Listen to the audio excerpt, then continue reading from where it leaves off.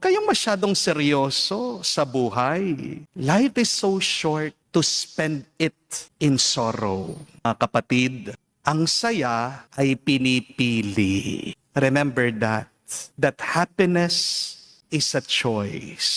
Ang saya hindi lang basta't dumarating. Kung gusto mo maging masaya, kailangan mo itong araw-araw na piliin. Kung hindi po tayo magiging maingat sa ating mga pinipili araw-araw, mahihirapan talaga tayong tunay na maging masaya.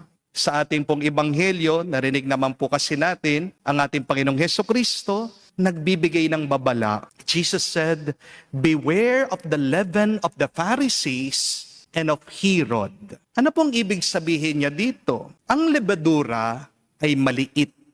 Pero kapag nilagay mo yan sa harina, naaapektuhan yung buong masa. Ganito rin po sa buhay, kung pakakaisipin nyo. Meron tayong mga maliliit na pinipili, pero unti-unti, yan ang naninira sa iyong tuwa. Di po ba? Konting galit, konting inggit, konting reklamo, konting pride. Hindi mo namamalayan, mabigat na pala ang puso mo. Di po ba? My dear friends, remember there are two ways you can live your life. You can live your life by default, or you can live your life by design. What is the difference between these two?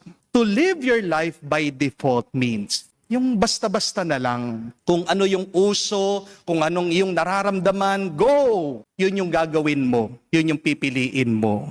Kung ano ang nasa puso mo, yun yung iyong ilalabas.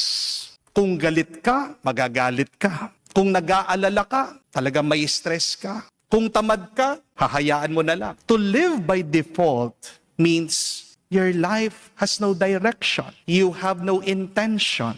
React ka lang ng react. At alam niyo po kung anong resulta? Hindi po tuwa, hindi po joy, but emptiness. Kawalan. But the good news is, you can choose to live this life by design. Ikaw ang magplano, ikaw ang magdrawing, ikaw ang managinip. Sky's the limit. To live life by design means may paninindigan ka. Pinipili mo ang mabuti kahit na mahirap. Pinipili mong magpatawad kahit na masakit. Pinipili mong ngumiti kahit na may problema ka. Mga kapatid, listen carefully. Joy does not come from a perfect life, but joy comes from a purposeful life.